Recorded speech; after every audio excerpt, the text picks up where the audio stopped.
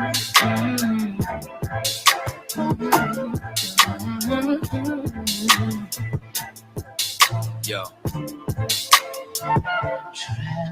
There's pressure that comes with the block. You could end up inside of a box when you get your knob bust by a op after getting set up by a thought. Opportunity, it doesn't knock. Nope, that sound right there be the cops. And all of that stress that we talking still gets punching the clock. You think I want to sweep your floor from 8 to 4? Fuck, I want to take your orders for when your favorite star got an Audemars that's worth more than mama's car. Type of shit make you want to say fuck the law. When your rent's due and your piss poor, nigga, we don't even own our own corner store. So quarter waters cost a quarter more, huh? Want to be an entrepreneur? We want sign checks. We want work for ourselves. We want on the nets. You're too much of a threat when you're on your own assets. So the only thing they show us is how to be an outlet. So we won't connect. Let's say hi like hola. Listen to Hova. Whip up a rover. Been watching Power. Tommy and Ghost, bruh. So I need some powder. Fish scale and soda for 99 cents. It's hard to repent when you gotta pay rent. Baking soda's only 99 cents. Make it make sense, Lord, make it make sense. Baking soda's only 99 cents. It's hard to repent when you gotta pay rent. Baking soda's only 99 cents. Make it make sense, Lord, make it make sense. Yeah. See, the money is a motive. Repeat my history, crack cocaine is like the motif. It's plain and simple, way back then my mother hustled. It's in my blood, so I feel like it's time to grind. Just like the times when niggas lie. Hold up, back then was the bad days. Motherfuckers push mad weight, I was a crack baby. Tell me nothing about my mother and the struggle. See, I love it in this fucking trying to spark with you hustle. Selling everything in the house, goddamn. She ain't give a damn about the spouse, goddamn. So my oldest brother had to man up, had to take care of us in the piece with 4 kids. And one on the way with no clip, no food in the fridge, on some post shit. Got food stamps from the neighbors. Tired work, ain't ask no favors. Late night, he was shot bodegas. Over bread and some meat, some mayo. Kool-Aid had about 4 flavors. And when time went to cash out, Aki lashed out. Told him he'd take food stamps. $15 for that kid, fuck all that shit. Then the young nigga noticed that he could be the coldest. Take back what they owed us. Whole world on the shoulders. No food in the kitchen but the stove work. $10 in the sack and he points to the back, say, let me get that soda. 99 cents. It's hard to repent when you gotta pay rent. Baking soda's only 99 cents. Make it make sense, Lord, make it make sense. Baking soda's only 99 cents. It's hard to repent when you gotta pay rent. Baking soda's only 99 cents. Make it make sense, Lord, make it make sense. Yeah. So let me get this shit straight. So I gotta go take out loans to go to school, to get a job, just to pay for the loans I took out in the first place.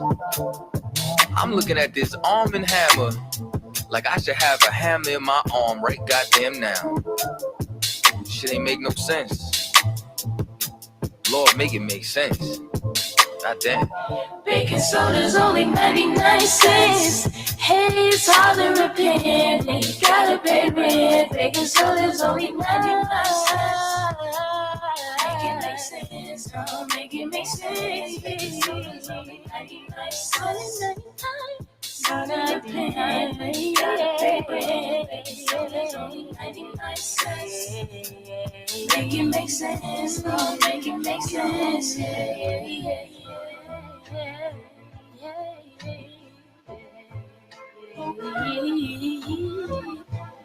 Baking soda's only 99. All right, clap it up.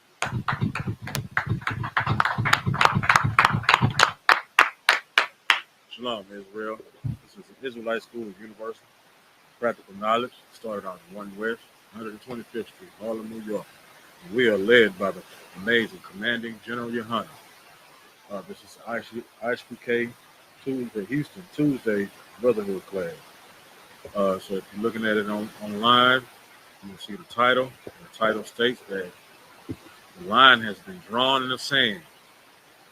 You know, if you know what that means, you know, if you ever watched a movie or read a book where, you know, someone challenges or chooses you to pick sides, you know, that people used to draw a line in the sand to say, hey, You stand on this side of the line, you with me. You stand on that other side of the line, you are against me. So that makes us enemies. All right. So with that being said, the line has been drawn. The line has been drawn in the sand because as we witness some of these events that are going on, what I'm saying, in the world or society today, what I'm saying, is letting us know that the Lord is about ready to come back. Christ is about ready to come back and reign on the earth. And there are certain things that are going on right now to let us know that we must, separate ourselves from our enemy before we become, collateral damage. All right. Give me John chapter 8, verse 32.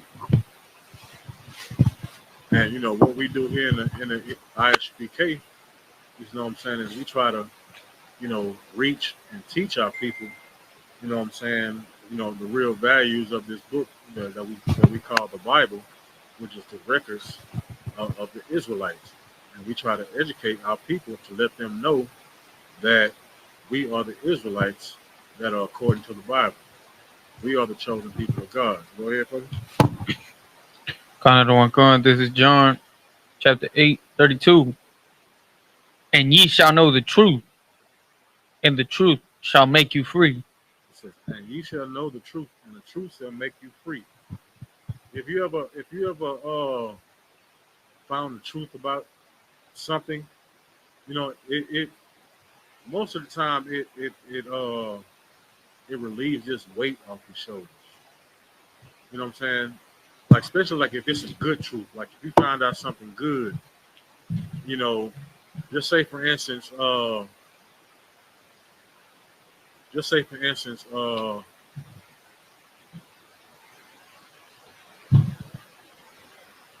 somebody lost, never met their father. And for years they've grown up not knowing their father. They probably was told that their father was, in jail, or, unalive, not living no more, or was a deadbeat dad, or whatever the case may be. And then years later they finally get to meet their father, and then you find out that he loves you. You had a father. He was living the whole time. And you find out that, he was trying to get in touch with you. He was paying child support. He was doing this. He was trying his best to do this and do that. But, the powers that be, prevented him from, trying to, being a father to you. And it's such a weight off your back to know that your father is his. Like, oh, now you feel relieved. We ought to feel relieved, and that weight should be lifted off our back, knowing that Blacks, Hispanics, and Native Americans are the children of the Most High, the Israelites. So when we know the truth, the truth makes us free. We are free, and we know that the Lord is on our side, and we must follow His will, His law, statutes, and commandments. Just imagine finding out that you are an heir to a royal family or a royal heritage. You've been broke and poor all your life, and then a lawyer or some type of arbitrator show up to your front door. Mr. Sanchez, I would like to give you this letter. This is a will that that was left on the behalf of Sanchez the first. Mr. Sanchez the first. You like the third or fourth. I'm just, what I'm saying. And you never did. You never got a chance to meet him. Whatever. He hand you this will, and you are an heir to a whole estate. Finances, land, and all type of things. You like, wow.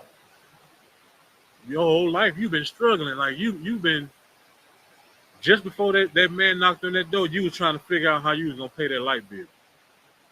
But just before that knock on the door, you was just got on an argument with your wife or something.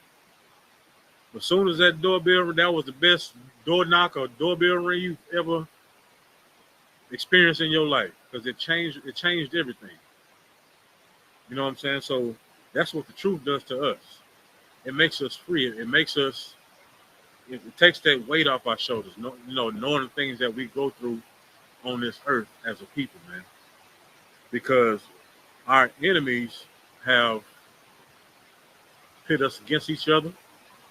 You know what I'm saying? They've watered down our history and our past, and they've diluted our truth. They've diluted our culture. So we don't know who we are as a people. And that's been going on for generations, not just years, generations. All right. Give me Genesis chapter 49, verse 10.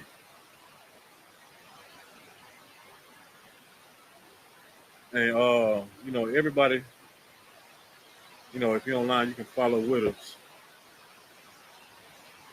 Yagaba, Brother Kashai, if you can get him a Zondervan, should be in the camp bag. All right. Salaki, this is Genesis 49, verse 10. The scepter shall not depart from Judah, nor a lawgiver from between his feet, until Shiloh come. All right. So it says the scepter shall not depart from Judah. Anybody know what a scepter is? Salaki, sir, if I'm not mistaken, that's like almost like a stick or like a baton item piece, but related to royalty, kind of like passed down generation to generation. Right. You have something?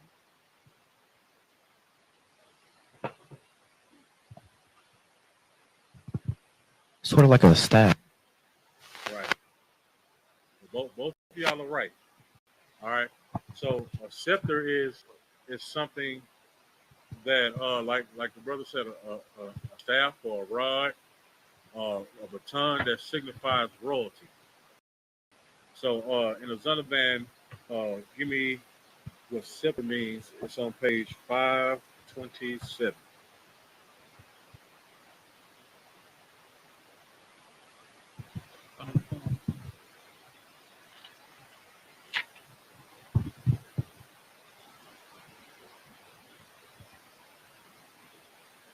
So like a Zondervan definition of scepter, a rod held in the hands of kings as a token of authority.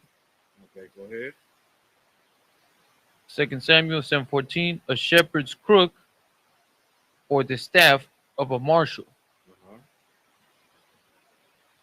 Right. That- So like the brother answered earlier, it's a rod held in the hands of kings as a token of authority.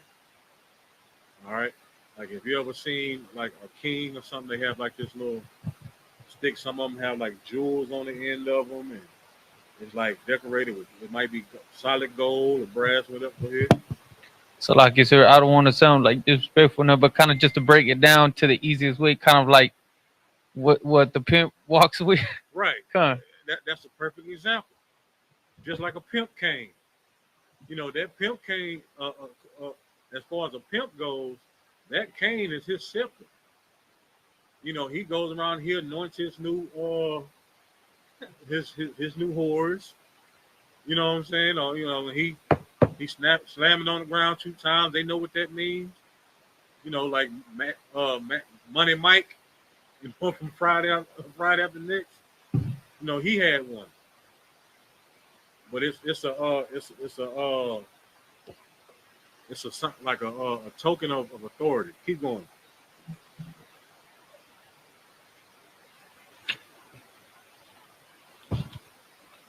Kind of the coin. When it started, when it says when dying.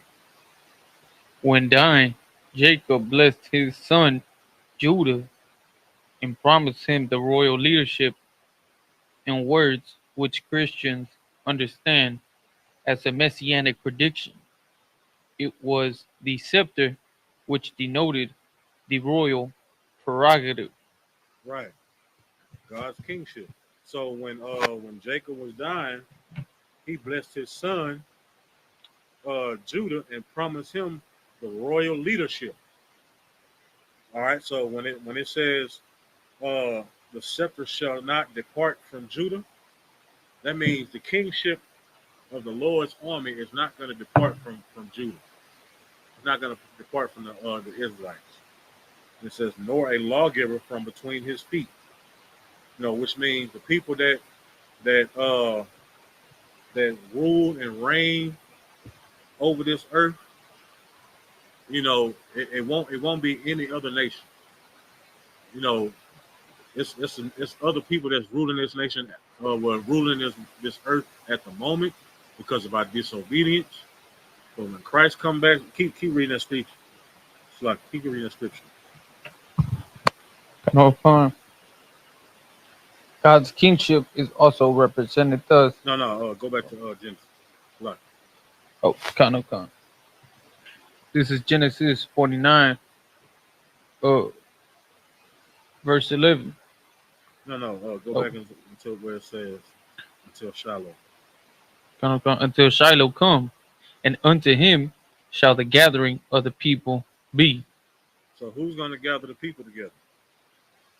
First of all, who is Shiloh? So like it says. Shiloh is Christ. All right. Shiloh is Christ, and unto him shall the gathering of the people be. That's the context right there. That lets you know who Shiloh is, because the people are not going to gather, for nobody else but Christ, because Christ is coming back to save who? His people, Judah. Christ is a descendant of Judah. All right. So if you remember the scriptures, that Christ is coming back to save his people. So he's a descendant of Judah, and the scepter shall not depart from Judah. So when he's gathering the people, he's gathering who? Israel. He's gathering Israel. All right. So with that being said, we got to understand that all these other nations are not, a part of what we are part of. You know what I'm saying? Our heritage is in the Bible. Our heritage is contingent upon us gathering back together. All right. But like I said, with our enemies, diluting our heritage and putting us against each other, that we don't know who we are as a people. You know what I'm saying? Which makes them our enemy. But we don't look at them as enemies, because we've been in captivity so long to where, we develop Stockholm syndrome. You know what I'm saying? We develop a psychological love or attachment, to our captors. That's what Stockholm syndrome means. So when people interpret the scriptures, when it says, for John 3:16, for God so loved the world, they believe that they're talking about everybody, which is not the case, because you can read clearly in the New Testament that Christ is here for the lost sheep of the house of Israel. All right. Give me Isaiah 14 and 21.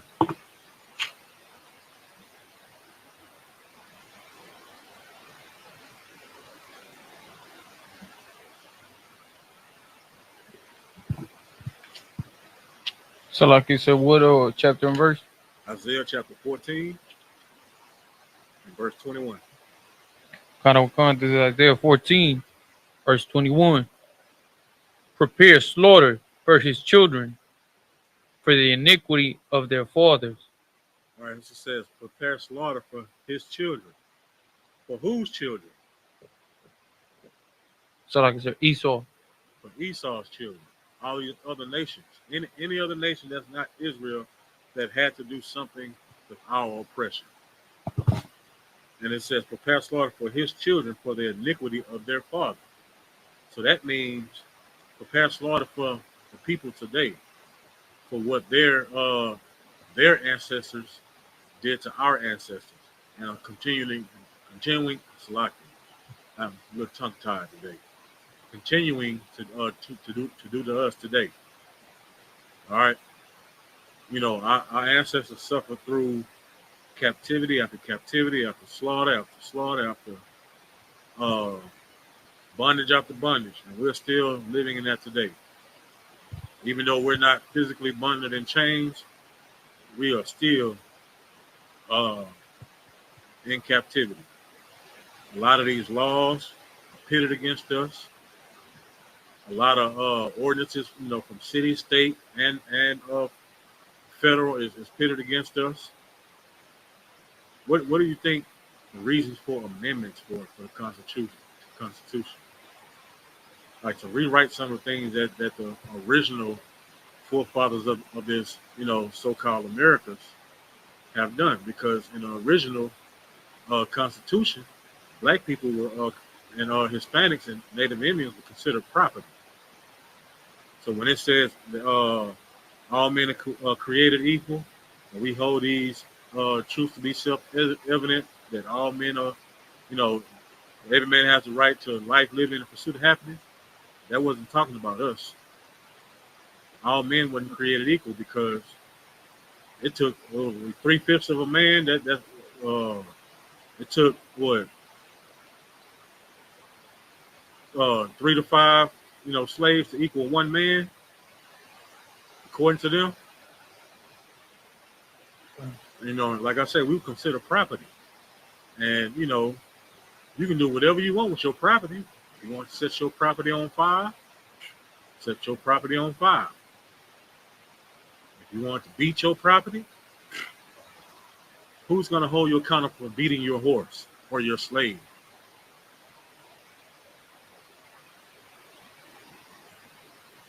So that's what we went through as a people. You know what I'm saying?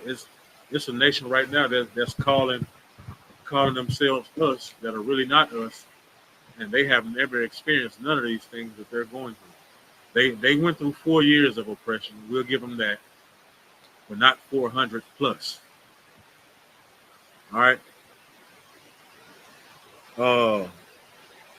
Keep going on that scripture. Carnival come.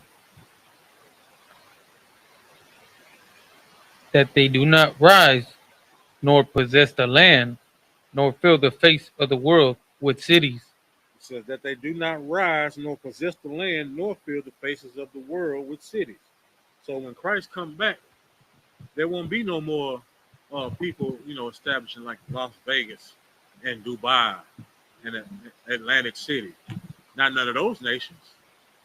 Like the development of slavery, that we went through, what I'm saying, from chains to where we are now, we out of chains, we got a small amount of leeway now. They won't have that. They won't be able to have the first black Edomite slave town that was established free. They're gonna be in bondage for a long, long, long, long, long time. The Bible calls that forever. All right. Drop that and give me Ezekiel chapter 35, verse 5.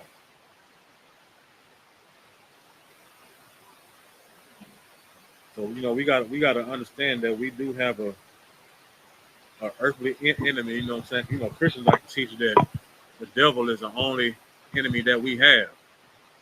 And that's not true. So like what chapter and verse 3? Ezekiel chapter 35, verse 5. Okay.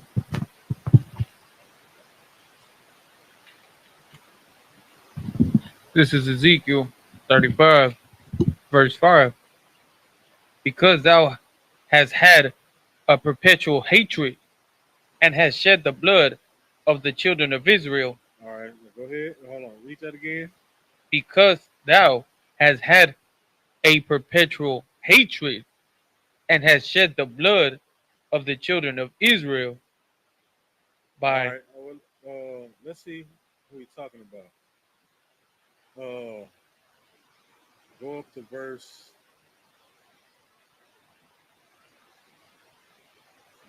3.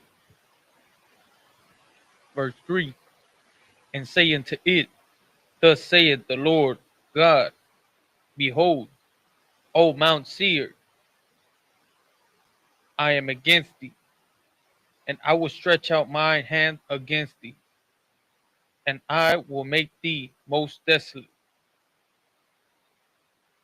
I will lay thy cities Hold on, waste. Sloppy. Read that one more time. I will stretch out mine hand against thee, and I will make thee most desolate.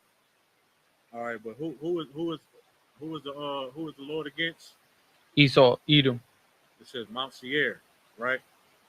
So Mount Seir is a mountain in the land of Edom. You know where the Edomites come from. So when the Lord says he's against Mount Seir, he's talking about Edom. All right. So go back and drop down to verse 5. Go ahead. Kind of a con. So from the top, sir. Come. Verse 5, because thou hast had a perpetual hatred and hast shed the blood of the children of Israel by the force of the sword in the time of their calamity, in the time that their iniquity had an end. It says, because thou hast had a perpetual hatred, not just regular hate, a perpetual hatred. Anybody can anybody define perpetual for me? Perpetual for me. So like, sir, unending, consistent, a vicious, consistent, not ending cycle of hatred. Right. A long duration. It says a long duration, antiquity. You know, forever, ever, everlasting. Like you hated us for a long time. A perpetual hatred, and has shed the blood of the children of Israel by the force of the sword. Like you were just blatantly just unaliving us. Of course, you know, we were in captivity, you know what I'm saying, because of our disobedience. But you took it too far. Even to the point to what now, you know, you got a lot of enemies, you know, unaliving us and getting away with it. You know, like even in the in the slave times, you know what I'm saying, transatlantic slave trade, you know, you was just unaliving slaves just because of the hell of it. You have a perpetual hatred for us. All right, keep going. Salaki, that's it. Huh. Yeah, that's it. And it says, yeah, in the time of their calamity. So, you know, when we were, you know, sinning against the Most High, and He was punishing us, like you were stepping on, you was mashing the gas on us. All right. Not only did you have us in captivity already, but you sliced open the bellies of our women and took the babies out, and swung the baby around like a helicopter, and dashed their heads against a stone.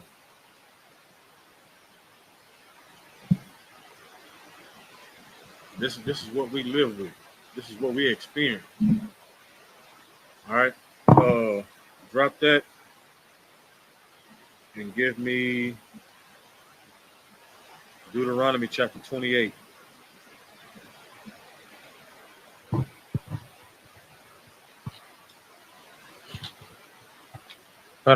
This is Deuteronomy. Start at verse 49. Salakia. Start at start at 49. Verse 49. The Lord shall bring a nation against thee from far, from the end of the earth.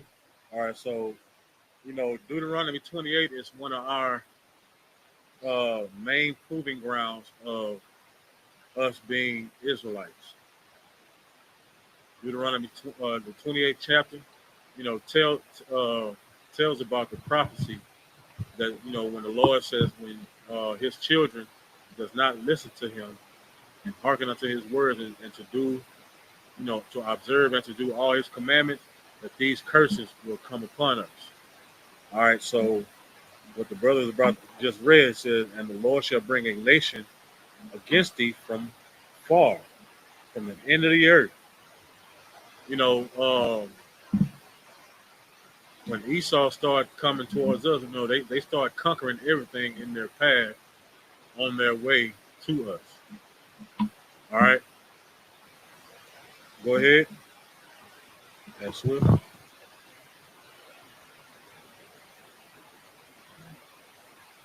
As swift as the eagle flieth. All right, it says as swift as the eagle flieth. A lot of the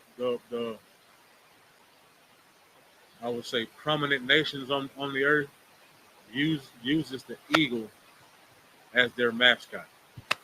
All right. Now, can anybody name me some nations or countries that use that bird as their mascot? So like I said, the Roman Empire, the Roman Empire, United States, back then. Go ahead. the United States. United States. So like I said, there was another one in Europe. So like I forgot. Russia. Kind. So all these nations are what group of people? Their forefathers. So like I said, can you be a little more specific on it? Uh, what mountain did they come from? Oh, kind. They're from Mount Seir. They're from Mount Seir. All right. So these nations that fly swift as swift as an eagle fly, these are the nations that the Lord brought against us because we disobeyed Him. All right. Go ahead. A nation whose tongue thou shalt not understand. A nation of fierce countenance, which shall not regard the person of the old, nor shew favor to the young. A nation of fierce countenance. Like they're very intimidating. All right. It says, which shall not regard the person of old, nor show favor to the young. So they didn't care if they hurt grandpa or little baby Tata. Little baby Tata in the crib. Little baby that's unnamed was cut out the stomach, like I mentioned earlier, and hovered around their head, and head was smashed on the stone. They didn't have favor for the young either, or the old man. Old man done lived his life. He barely can walk. He or she can barely walk. They don't care. They will torture, slaughter, unalive them with no hesitation. They use us as gator bait. All right. Go ahead.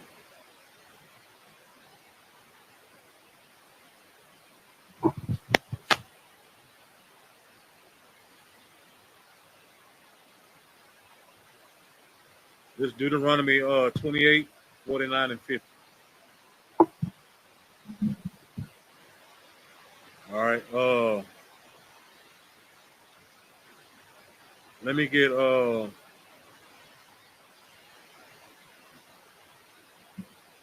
Zechariah 11 and 5. No, Salaki. Matter of fact, drop back, go back up to Deuteronomy 28 and 32.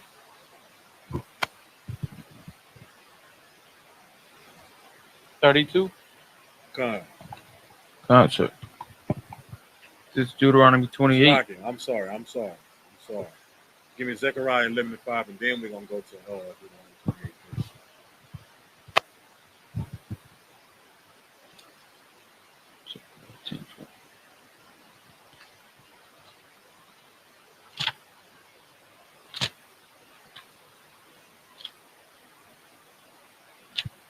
Zechariah, what was it? Zechariah chapter 11, verse 5. Verse 5. Whose possessors slay them and hold themselves not guilty. It says, "Who possessors slay them and hold themselves not guilty." Like I said earlier, what person did they take to jail for doing something that they wanted to do with their own property? Nobody. You don't hear about any stories or see any type of articles about Edomites going to jail or suffering some kind of penalty for unaliving slaves. I think that was George Washington. You know what I'm saying? That he was like one of the spearheads for Thanksgiving Day, because they used to slaughter and unalive these Indian tribes like every day on the week, and they used to have feast every time they slaughter a tribe. So what George Washington did was like, hey, now we can't have feasts and celebrate for every tribe or every tribe or every week that we do this. So we're gonna designate one day out of the year, and we're just gonna make one big festival of it. And that's where you get Thanksgiving from. He didn't say they couldn't go out there and do it. They just could. We just didn't want to celebrate every day, because you know what I'm saying. It's the men are getting drunk too much every week. You know what I'm saying, because we still need an army. But the men coming back, they fat, full, and drunk, and we vulnerable. So yeah, let's designate one day out of the year that we can just all get together and have a family gathering for thanks. But us as black people, we love celebrating it too, not knowing that it was the slaughter of Indian people. And we love to claim our Indian side, especially, if we got good hair. But yeah, I got good hair, my grandmother, she was Cherokee, or she was Choctaw. Oh yeah, my daddy, he his side of the family, they Creek Indians. Well, you ought to be very upset when that day comes around now. You should pray the Lord has his recompense and his vengeance like real quick because of that. All right.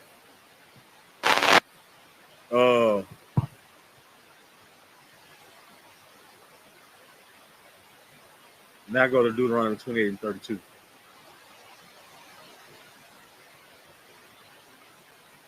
You heard me? So like I said, Deuteronomy 28 and 32.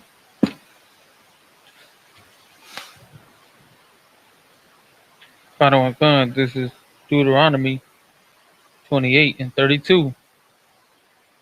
Thy sons and thy daughters shall be given unto another people, and thine eyes shall look and fill with longing for them all the day long, and there shall be no might in thine hand. It says, thy sons and thy daughters shall be given unto another people, and thine eyes shall look and fail with longing for them all the day long. You know what I'm saying? Like, in slavery, all the nations took part. You know what I'm saying, in our captivity, man. Whether they built the ships, rounded us up, captured us, or anything. You know what I'm saying? Like, and when that happened, you know what I'm saying? Like, our sons and daughters, like, we were split up. You know what I'm saying? Men were taken away from their wives and their kids. Then sometimes, they'll split up the women and the children. You know why? Because if you take a man and he has a wife and kids, sometimes you have to threaten them. Well, if you don't do what I say, boy, I'm gonna do this to your wife, or I'm gonna do this to your kids. So to keep the men in line, they had to do something to the wife or the children. Or if you didn't do what Master said, they're gonna sell your children or they're gonna sell your wife to keep you well, quote unquote humble. All right. Still today, we got children in cages at the border. Where they in Arizona, where New Mexico? We got children in cages sleeping with 4 blankets. The women have to feed the children through a gate. She got to breastfeed her child through a gate.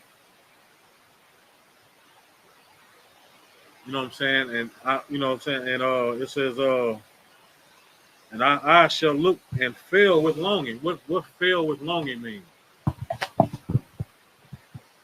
So like I said, that means basically that the mothers will be mourning in the flesh, even though their sons are alive, such as like when a mother mourns their or like yearns for their son because they're in prison for a long time.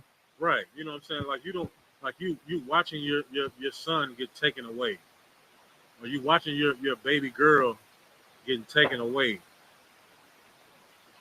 knowing that you may not ever see them again. Like back in the transatlantic slave trade, you know what I'm saying, at the docks, they were selling, they either sell the woman and the child as a package, or they might sell the woman by herself and then the children by herself.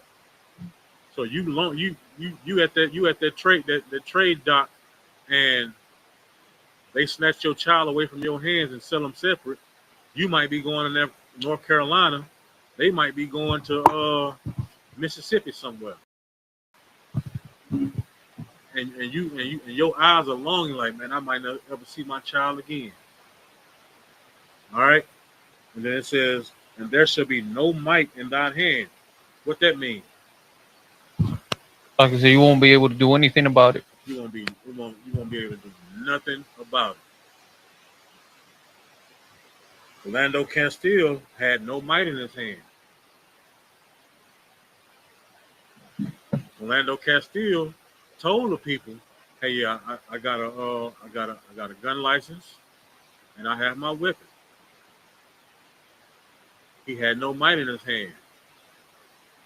He still was unalive, not being a threat. George Floyd crying out to his mama. He had no might in his hand because he had a Edomite. He had a, on his neck for 8+ minutes, almost 9 minutes.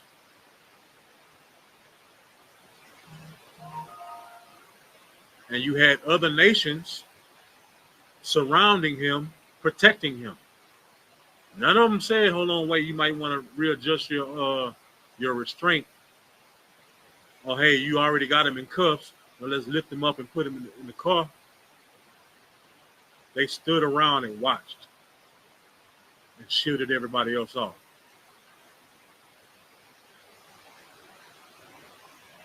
That's how those other nations were involved, because the one that was keeping the cameraman away, I think he was Asian. I don't know if he was Moab or Ammon. Either way, a different nation. They're confederate against us, man. All right. Like, give me Lamentations chapter 4, verse 17.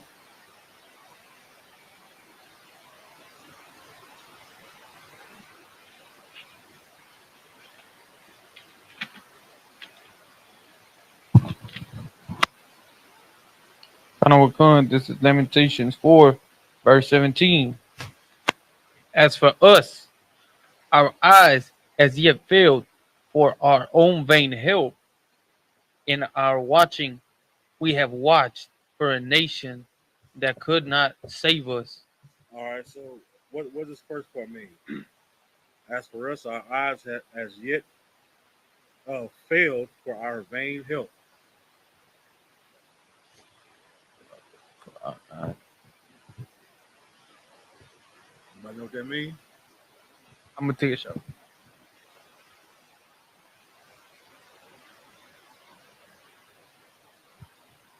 Still like, you want me to take a shot at it? Go ahead. Look at that. Concert. From what I'm saying, I'm guessing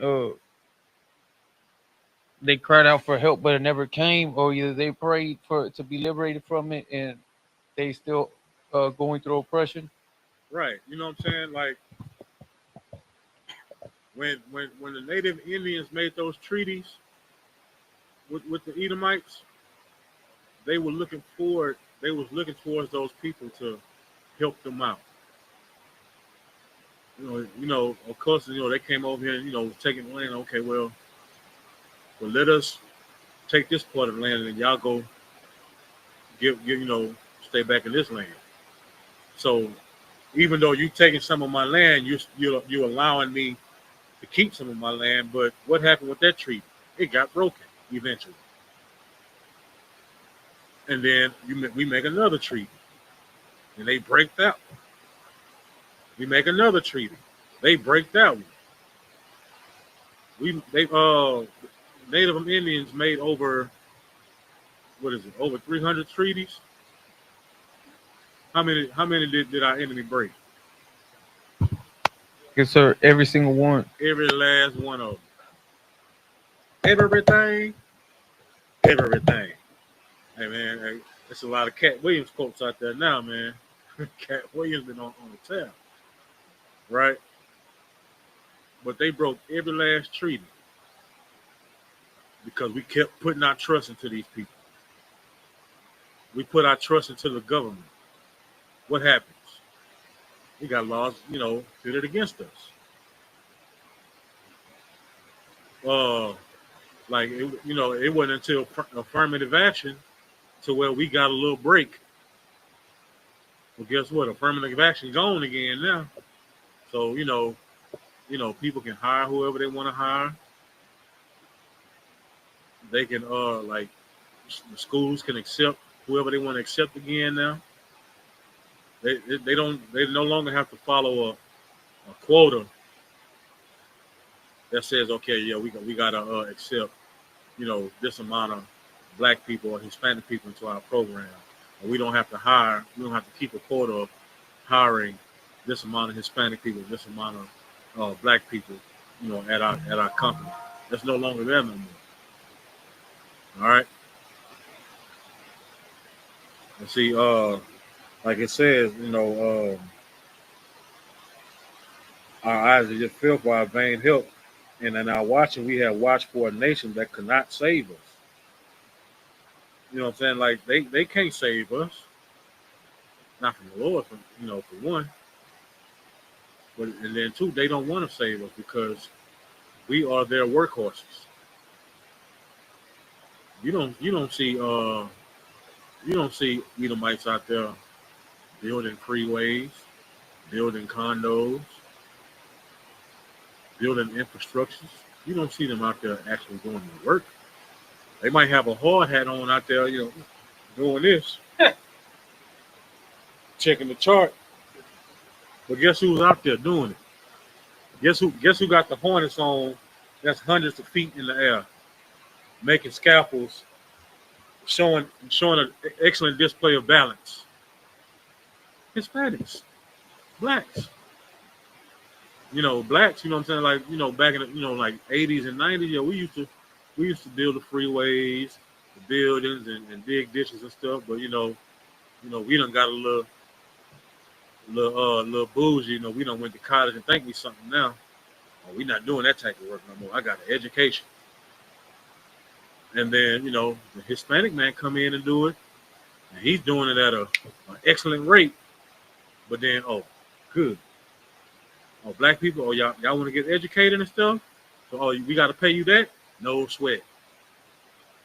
These Hispanics coming from a country that they're being oppressed in too. So we're gonna oppress them some more. But we just gonna pay them little, and they're gonna do double the work. You know what I'm saying? Our Hispanic brothers and sisters out there picking oranges for pennies on a day.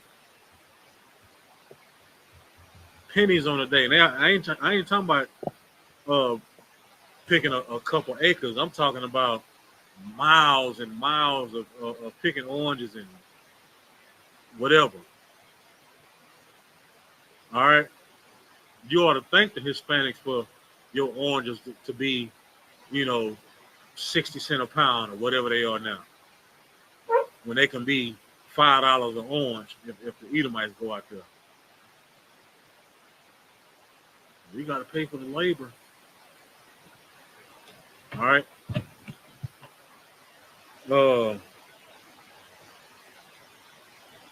Give me go to 4 and 18.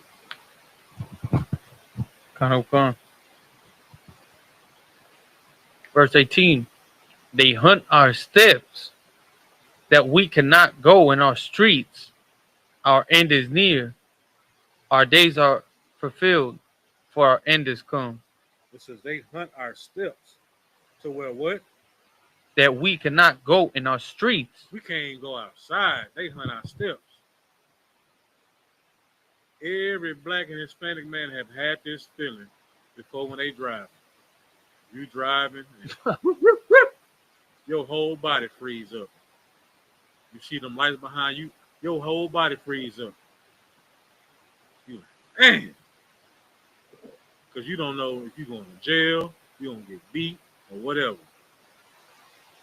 You got something? Go ahead. So, I just wanted to add on what he said. And here's the most crazy part.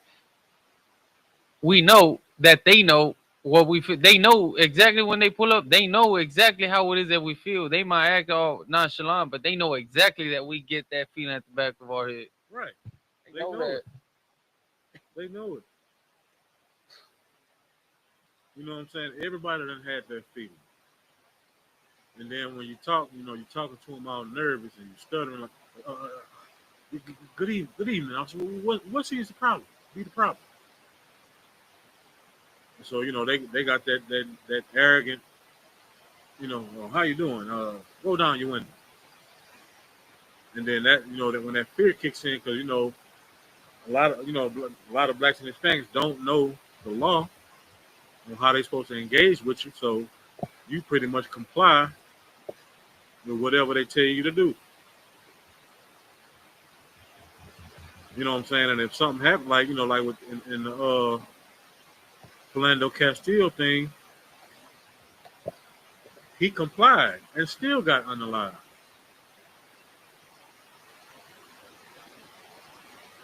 Sir, you have any weapons in the car? Yes, I have a weapon in the car. I have a license to carry. I have my driver's license. Am I allowed to get my license and my license to carry? Yes, go ahead and get it. As soon as I reach for my pop in front of my wife and my kids that sit in the back seat. Now, what if you would have missed me one time and hit one of my children in the back? Now, it's a report now. All he got to write is, I feared for my life. Or he was reaching for a gun.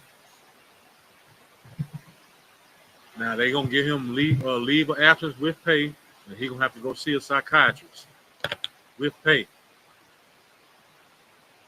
But then, and all that, they high five. Oh, yeah, you got that. You got it. Good job. Nice aiming. Let's go to the bar. Let's celebrate. Beer's on me. You got something? Go ahead. So I was just gonna add, and it was crazy. The news is gonna put that article or that title as "Officer Caught in the Line of Duty" when that had nothing to do with none of that. Right. Officer caught in the line of duty. Heroic officer, saved the day.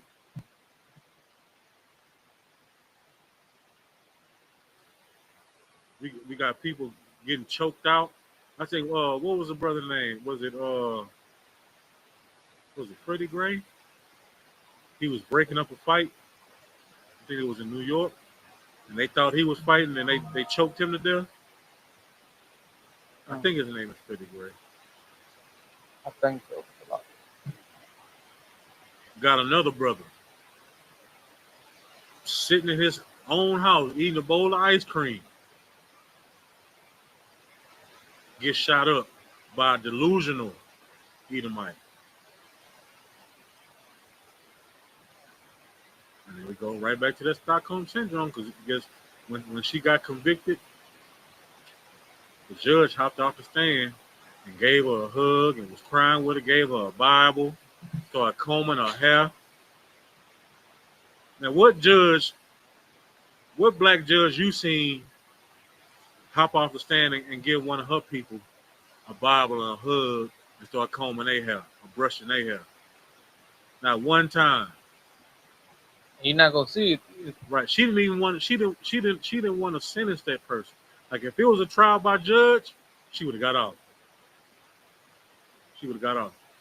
But by it being trial by jury, it was enough people to consider and say, yeah, she's guilty of that.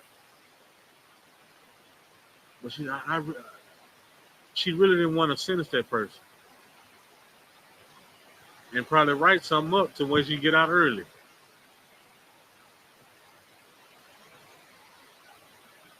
All right,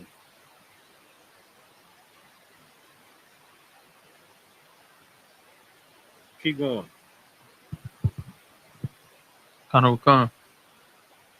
Lamentations 4, verse 19.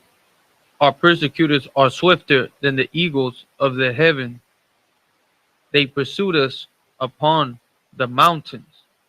They laid wait for us in the wilderness. Right, our persecutors, they lay wait for us, man. They can't wait for us to be on the wrong side of the law. I mean, of course, it's evident, like, we can be on the right side of the law and they still get us, but it's even worse when we on the wrong side. Just think about it now. People getting 20, 30, 40 years for 2 crack rocks. There's more people doing more time for crack rocks than actual murders. You might get 10 years for a murder, but if you got three crack rocks, that judge can give you 25 to life for each one of them, or 2 to 25, whatever it is, for each crack rock. So just say they give you the maximum for each crack rock. I'm gonna just say 10 years is the max for each crack rock. 10, 20, 30 years.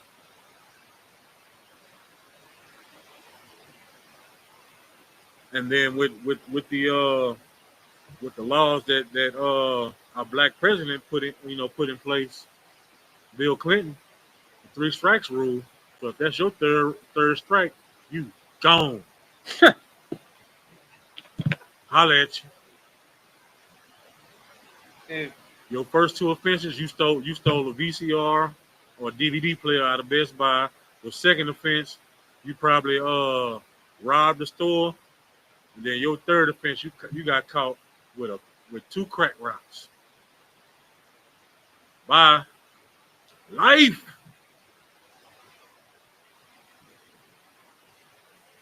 Well, you probably ain't get caught with 2 crack rocks. You got caught. You put a lollipop or a candy bar in your pocket because you had too much stuff in your hand. You was gonna pay for it when they catch you for shoplifting. Done. That's what our black president did for us.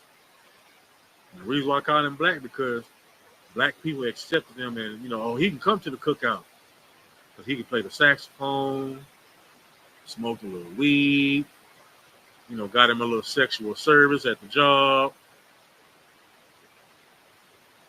You know what I'm saying? That made him black to us. But put more laws in place to keep us down than anybody else. Him and his wife. All right. Uh,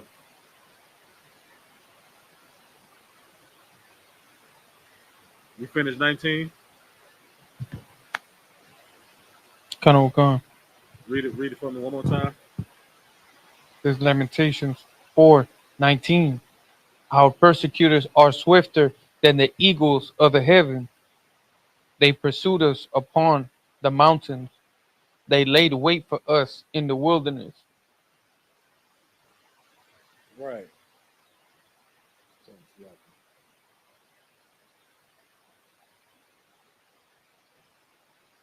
Yeah, they pursued us for everything. Like with civil rights, you know what I'm saying? Like one thing that that was happening to us then, like it was against the law for us to do everything. Like, because everything was segregated back then. They hunted our stuff. They pursued us everywhere. That's why they got sundown towns. They had our enemies. Some of them, they'll just wait till the sun go down and just lurking around the streets just to catch black people or Hispanic people outside after dark. They still got sundown towns in Texas where they catch you outside after dark. It's going down. That's how a lot of brothers and sisters is getting lynched. You might get off work at 9, 10 o'clock at night, and they catch you coming home. Where you going there, boy? Go ahead. So, like I said, I just want to add, not just even sundown towns. If you ever hit the system, like you happen to go to a unit, you're getting oppressed 24/7, all around the clock, Right, nonstop, and that's for the next however many years you got. right. You know what I'm saying? Like we that ought to let you know that we are the children of Israel, man. Because like no other nation like goes through what we go through. Uh, the Asian person that I don't know if they got threatened, beat up, or whatever. Within a week's time, they had a whole Stop Asian Hate bill put in place and passed it. You know what I'm saying? You know how long black people and Hispanic people been getting beat by the police and all type of things for a long time. And ain't no Stop Black or Hispanic Hate nowhere. Black Lives Matter gone. The Black Panthers gone. Black Panthers had good intentions, but they got infiltrated. Like anything for black people has been destroyed except the I.S.U.P.K. because the Lord is with us. You know what I'm saying? That's why we need to go back to segregation. Because you know what happened when segregation ended, when it was integration, you know what black people found out? That we could have just stayed and had our own stuff. Because I was looking at this picture to where like when they ended segregation, they had some people drinking at the whites only water fountain. And what the people found out? That water tasted just the same as the colored only water. You know what I'm saying? We fought and died just to drink some water that tastes the same as the water we've been drinking. Like we got beat up and scalded by hot coffee to sit and eat in their restaurants, knowing their food don't taste better than ours.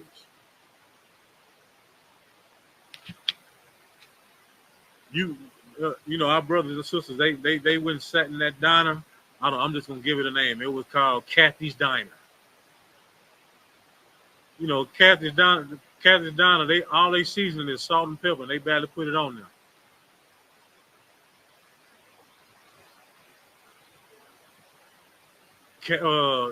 Kathy's Diner got a line out the window. I mean, out the door. Black people and white people, because we want so bad to sit and eat with the white people.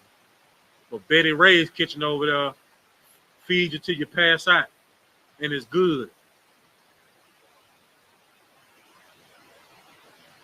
You know what I'm saying? You know, a lot of people, with Jackie Robinson. You know, Jackie Robinson was a famous baseball player that was in the Negro Leagues, and then he was like one of the first few to go to the Major League, Major League Baseball. Do you know when that happened? You know, people think that's like a great statue in time. But you know what happened? All the black businesses failed because we had a Negro League too. You know what I'm saying? So we had a black owned popcorn company, a black owned hot dog company, black owned whatever concessions that we had at those stadiums, black owned sponsors for the stadium. We had a black owned league, but when Jackie Robinson went to the white league, that opened the gate for everybody else to start going to the white league too, because it seemed greener on the other side. So all those other businesses, those black businesses, had to shut down because nobody was coming to the games no more. So that hurt us more than it helped us. Oh yeah, it was great history for the MLB, but for the Negro League, where's the Negro League now? In the Smithsonian somewhere, in a museum somewhere, sitting behind glass cases. That's it. But we had the best athletes.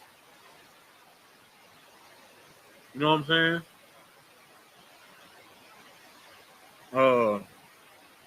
Let me get.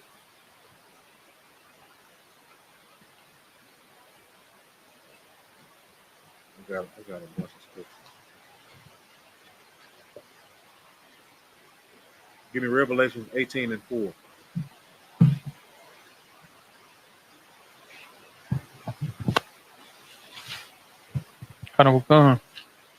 This is Revelation 18, verse 4. And I heard another voice from heaven saying, come out of her, my people, that ye be not partakers of her sin, that ye receive not of her plagues. All right, what does it mean when it says come out of her, my people? Anybody? So like this, sir, I know what it means, but I don't have the. It's basically come out of the land of Esau, come out of the United States, I believe, sir. Like come out of the land of Edom, No. come out of Egypt. This is a spiritual scripture. And it says, come out of her, my people, that you not be partakers of her sin. When it says come out of her, it means come out of her culture, come out of her ways, come out of this country's way. Because there were some people in Chicago that thought what you just said, that means we got to leave America. We got to go back to Israel. You know, when they went back to Israel, they got treated the same way that they were treated in America. Matter of fact, they set them up a land right next to a nuclear plant. So that's wasteland pretty much. You know what I'm saying? So this don't mean come out of her that we gotta get out of America and go somewhere. Nah, this don't mean that. It means come out of her, like stop celebrating Christmas, stop celebrating St. Patrick's Day, stop celebrating Valentine's Day, Christmas. Like those have nothing to do with the Bible. 4th of July has nothing to do with Israel.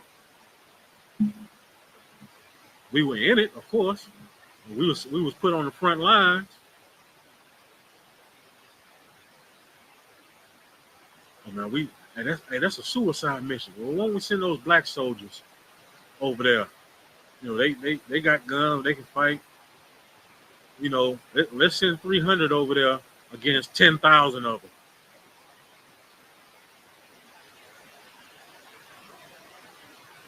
Oh man, it's a suicide mission.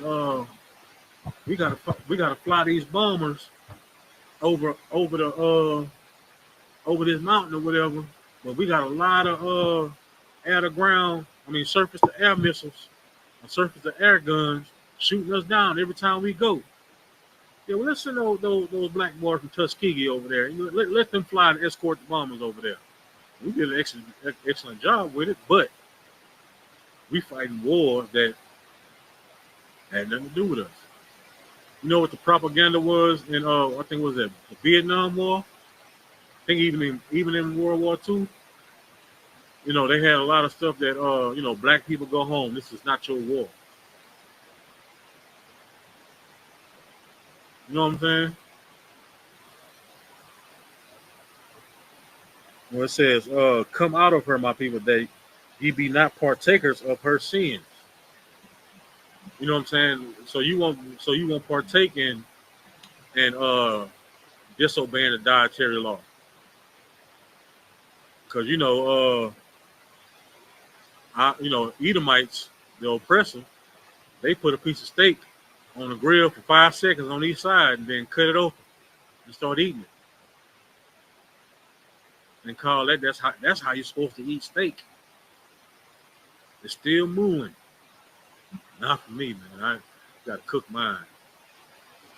You know what I'm saying? Ain't gotta be just well done, but I need to know that it's dead. Let me see. And it says, and that ye receive not her plagues. So when we come out of her and come out those cultures, you know what I'm saying, we won't receive the plagues that they get. You know what I'm saying? We won't be a victim of COVID. We won't be victims of what was that what was that disease that was not too long ago? What it was called? Not chicken pox. So, like, sir, if I may, there was a couple of them. They had the one point, it was the Zika virus. The other was the Ebola. Yeah. All that. But there was another one that Swine flu. The alternative lifestyle people. What you got? Monkeypox. That's what it was. Monkeypox. You won't receive that plague. You know what I'm saying? Because they have people. You're not really LGBTQ member if you haven't had monkeypox. Good night. That's crazy. You're not really in the game unless you done contracted this virus or disease. That's why the scriptures say come out of her. So we won't be collateral damage, especially when the Lord comes back and start destroying this earth. Because if you still, partaking in their ways and trying to join hand in hand with them, you're gonna be collateral damage. I mean, nothing we can do for you. I mean, we out here trying to tell you the truth to set you free, but you rather, stay in bondage. But God created everybody. He created white, black, Chinese, red, purple, green, brown. True, he did. But he only loves what? One group, one nation of people. All right. Drop that and give me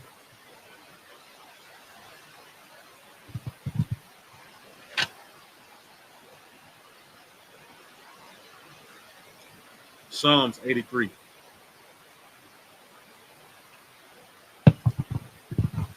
Kind of kind.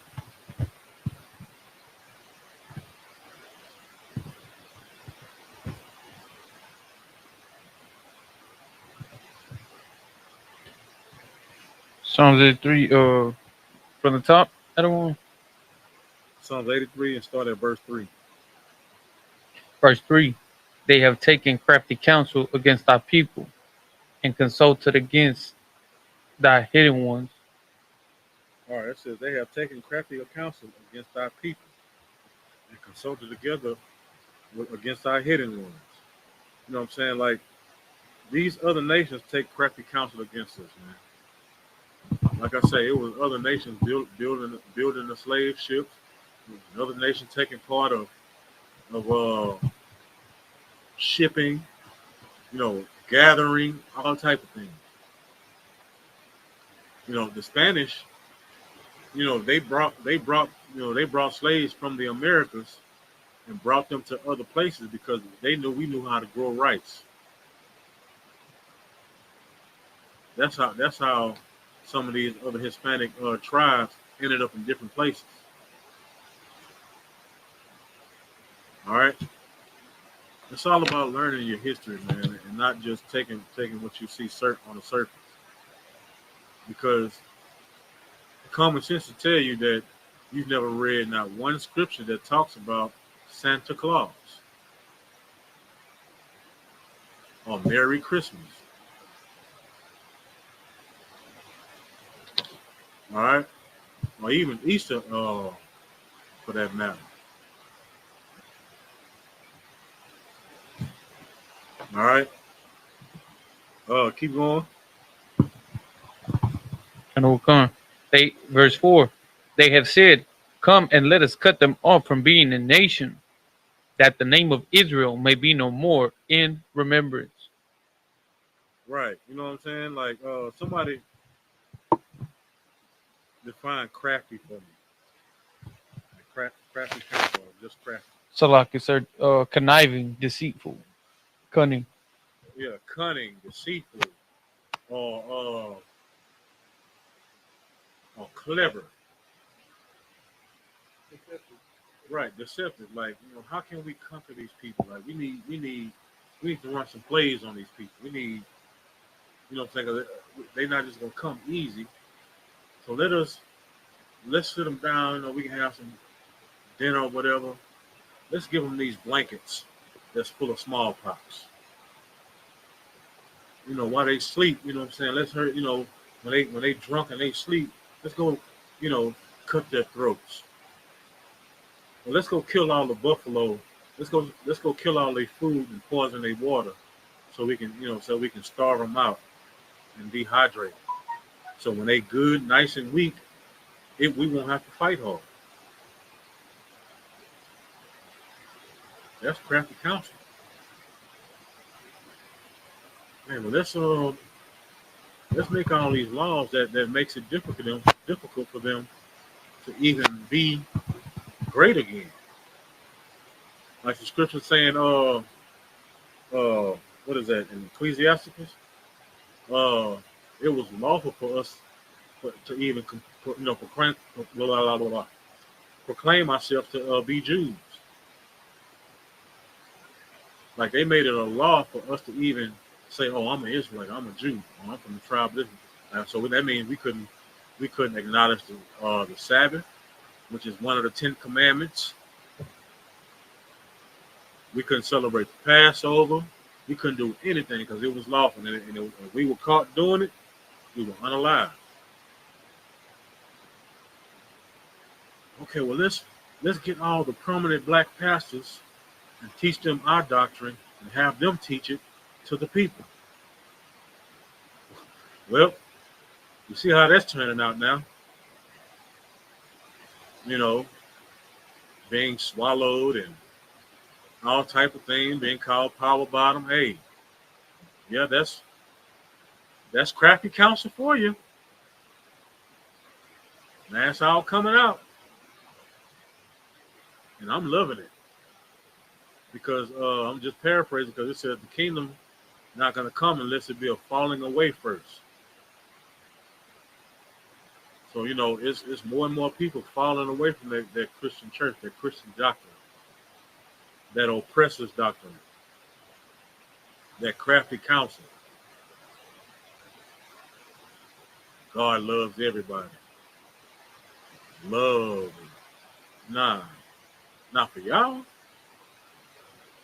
Not for our enemies, not for the oppressors, not for these other nations.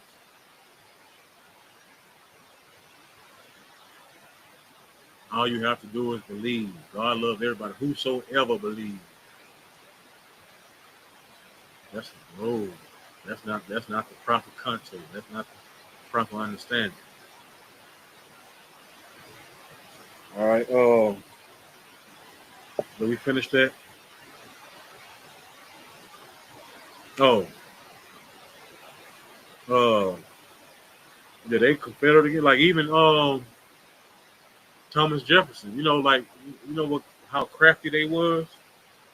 It was a law saying that I believe it was something along the lines of where like they couldn't have slaves in one area for like more than 90 days or something like that, or they consider them free or something like that. So what Thomas Jefferson did with his slaves, he'll have them work on that land for like 60 or 70 days, round them up, move them to a different state for about a day or two, and then bring them back to start over that 90 days. That's crafty counsel. You know what I'm saying? The founding fathers of this nation. Thomas Jefferson, George Washington, Abraham Lincoln, they all had slaves. But you work so hard to collect that paper that got their face on. And that's what we love right now. We love that green paper. Or the blue faces. The $100 bills. All right, drop that and give me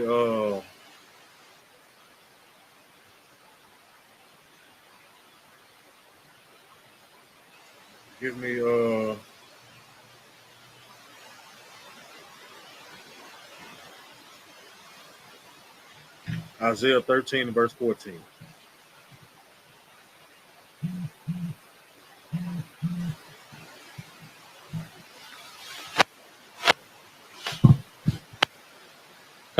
This is Isaiah 13, verse 14. And it shall be as the chaste roe, and as sheep that no man taketh up, they shall every man turn to his own people, and flee every one into his own land. Right. So this is where that line, the Lord is drawing that line in the sand now. What this means? Anybody know what a chase row is? Anybody know what a row is? Deer. Row is a deer. You know what I'm saying? A chase row. When a deer being chased, what does a deer do? They run away. They run and go towards the rest of the deer. They can warn the rest of the deer, hey, we got to burn. All right? Hey, like, you know what I'm saying? Like, hey, get out of here. Somebody trying to hunt us. Let's go. Because if one deer see one deer running, then guess what they're going to do? They all going to run. Go ahead. So like I said, that sounds like the hood. Right. You know what I'm saying? Hey, you see somebody running down the street that ain't jogging or working out, and he running, with his head up like this here, you like, whoa, hold up, bro. Hey, what's chasing you? Now you on alert. Because if you see somebody else pop around that corner, running after him, you finna disperse too. Because you're not trying to get caught in nothing.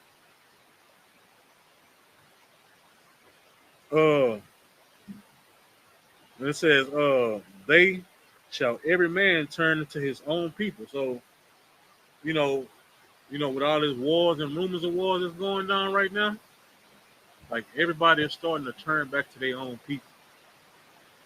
Like everybody's starting to, like, all these countries and stuff, like they starting to go back to their own country and starting to be with their own people.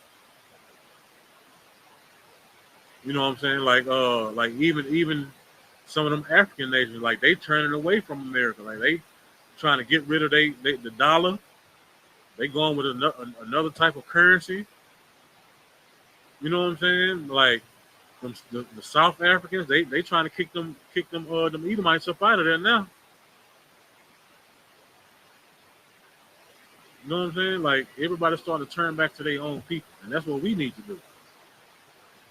We don't need to worry about the rest of these people, man, because when everything hits the fan, it's like when you go to prison. Like if they have a riot or some type of war or something in prison, you're not gonna be hanging, like if you black, you're not gonna be hanging with the Aryan nation, or you know what I'm saying, like well in jail, you know, it's different. You're not gonna be hanging with the Hispanics. You're gonna be with the black people. You know what I'm saying? Aryan nation person is not gonna be with the what they call them, the triads. Were they Japanese or Chinese? Whichever one they are. He not gonna be over there hanging with them. He's gonna be with the Aryan Brotherhood. It's that time to, you know, the Lord then drew the line in the sand now. So it's time for us to get back with our people. You know what I'm saying? So we don't have to like when we was reading in Revelation, to receive not of her plagues. You know what I'm saying? Like we got a whole guideline right here for blacks, Hispanics, and Native Americans, Native Indians. Because when it hit the fan, I don't want to be on the outside looking in. You feel me? All right, drop that and give me Isaiah 1 and 3.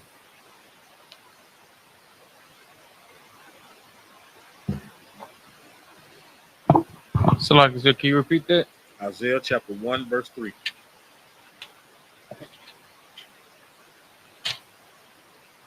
Kind of come. The ox knoweth his owner, and the ass his master's crib, but Israel does not know, my people does not consider. It says, the ox knoweth his owner, and the ass its master's crib. You know what I'm saying? The ox know who his owner is. So that's why when his owner comes around, he automatically get to work. You know what I'm saying? Like and the ass his master's crib. Like you can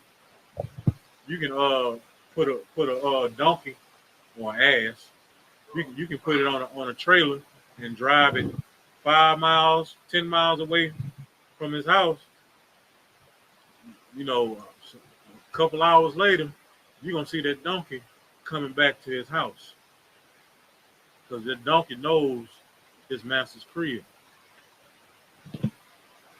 But us, we don't know, because, like I say, due to transatlantic slave trade, even back, you know what I'm saying, in the Apocrypha, when it was saying that it was unlawful for us to proclaim ourselves, profess ourselves to be Jews, like our culture and our heritage has been diluted and watered down from us for generations. That's why we're in the state that we're in now, because we don't know who we are. If we knew who we were, like, we'll be reigning already. Like we'll be the Bill Gateses and the Elon Musk and all that stuff, the Rothschild and whoever else is. We'll be them people. But until then, we got to gather back together and start following these laws, statutes, and commandments. All right, drop that and give me. I'm only gonna do a couple more.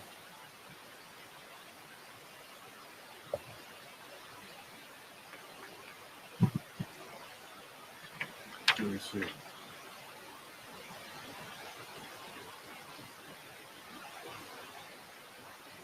Proverbs 55.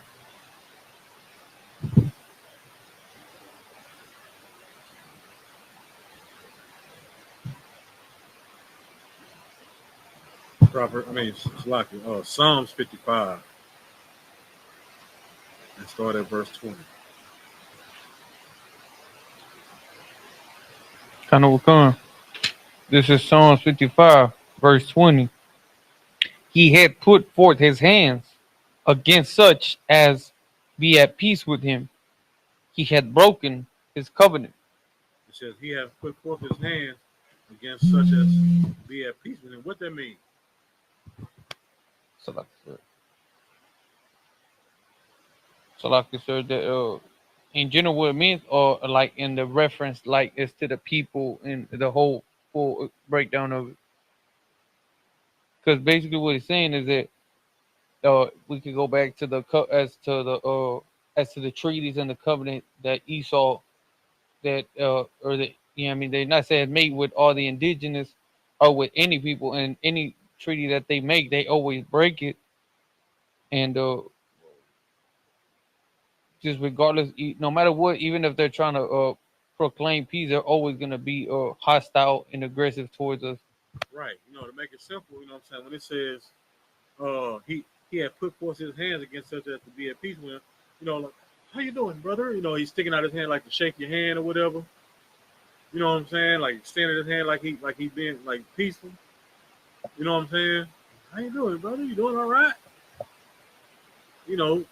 A shaking of the hand, and it's like, okay, peace. You know what I'm saying? How you know it? It's like a greeting. So, like I said, nice, nasty. Right. You know what I'm saying? So, but then it says he had broken his covenant. So whatever, they agreed upon it, like we talking about the treaties, like he broke them.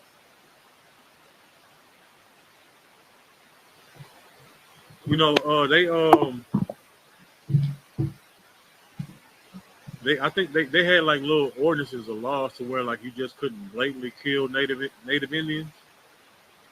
So what they used to do is like they say you couldn't unalive native Indians unless they considered like savages or rogue, or they attack you. So all they did was provoke them to retaliate, and then they like, look, they acting like savages. We got to put them away, and that's all they did. That's how they do people now. That's how they treat you at work. They want you to go off at work. That's why they give you the bull crap job assignments. So they want you to go off. They want you to attack them in public. So because it tries to make them seem like they're more and more innocent. And like, I was just trying to be a good person and an upstanding American and do this and blah blah this and blah blah that, and he just attacked me for no reason.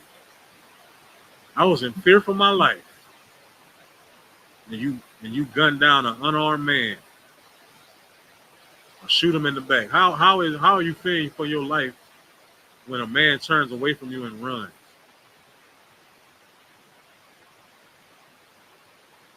So I get forgetting all these brothers and sisters' names that were unalive, by our oppressors, like Freddie Gray, and the rest of these brothers. I think I'm at as I go. You know what I'm saying? Keep going. Verse 21. Psalms 55:21. The words of his mouth were smoother than butter, but war was in his heart. His words were softer than oil, yet were they drawn swords. Yeah, man, our prison has a way to make things seem so sweet, but at the end of the day, he got war in his heart. Why you think they come to the black neighborhood? They tell black people every time when they want their vote, we gonna make a change in the neighborhoods and blah blah this and blah blah that. As soon as they get in office, nothing happens. It be more laws against them than anything else. Like the 3 strikes rule. All right. But the words of his mouth were smoother than butter, but war was in his heart. His words were softer than oil, yet were drawn swords. So every time they talk, they try to make it seem like they harmless and this and that, but their whole agenda is to destroy us. All right. So that's why that line is in the sand now. You know what I'm saying? And the more and more things happen every day, should be like a clear reason for you to get back to following these laws, statutes, commandments, man, and getting into this school. You know what I'm saying? Because the Lord, He's at the end of the day, He's going to show who He's with. All right. I'm gonna do one more, and that'll be it.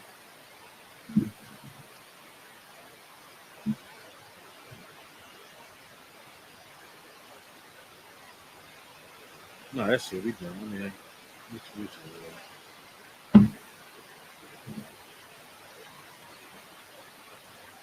Yeah, I just end it right there.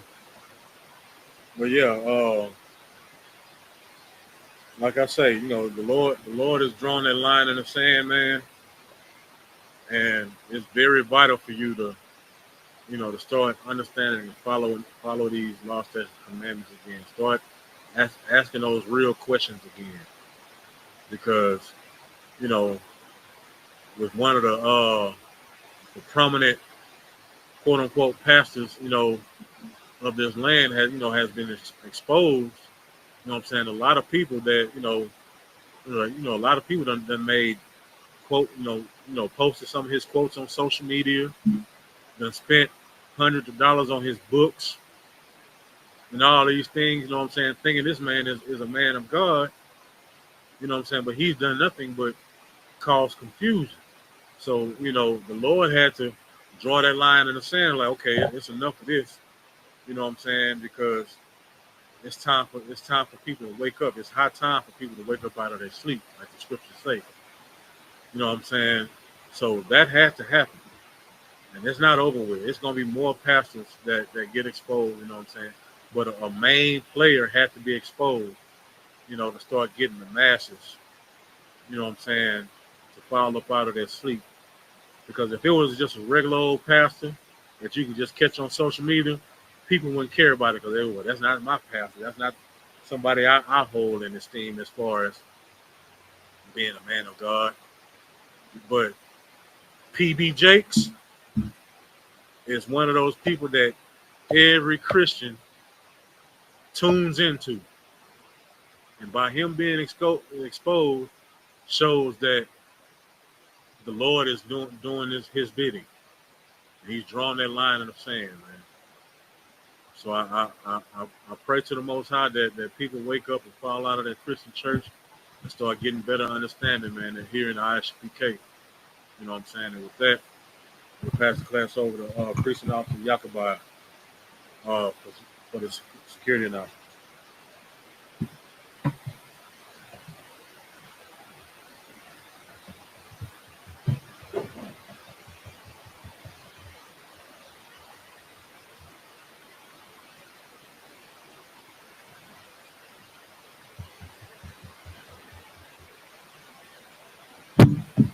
We are the Israelite School of Universal Practical Knowledge, started on 1 West 125th Street, Harlem, New York. Rule for new brother or sister. When a new brother or sister comes into the school, they are off limits for 6 months. They are to be saluted only. They are here to shed themselves of the world. If they need transportation, the teacher will arrange it. After 6 months, if a brother or sister has an interest in a particular person, he or she must get permission from the head to speak to a brother or sister. There's another 6-month period in which a brother or sister will court each other. After this 6-month period, brother or sister will get permission from the head to marry. Tithes, which is a commandment. The book of Numbers, chapter 18, verse 21. The book of Malachi, chapter 3, verses 8 through 10, which means 10th Zlakia. Means 10th in the Hebrew, Mahasharab means 10th in the Hebrew. 10% of any penny, of any increase, the Lord gives you. Give to the teacher or to the treasurer. Priest fund, free will offering for priests, non-mandatory, whatsoever amount you would like. Upcoming holy convocations. Feast of Purim, 14th day and the 15th day of the 12th month. Thursday, 22nd of February, and Friday, the 23rd of February, 2024. The book of Esther, chapter 9, verses 20 through 31. If anyone wants to become a trooper in the school, start wearing all black, boots, shirt, pants, headband, and or scarf. And these are security announcements. All right, with that, Lodging, we need to stand. Courteous salute to the brothers and the sisters. Men of Israel, Majim Shabbat, Majim, Rock, how about Shem Yahushua Barakatah? Yad Matah, Saw, face of sisters. Men of Israel, Majim Shabbat, Majim, Rock, how Shema by Shem Yahushua. Yad Matah, dismissed.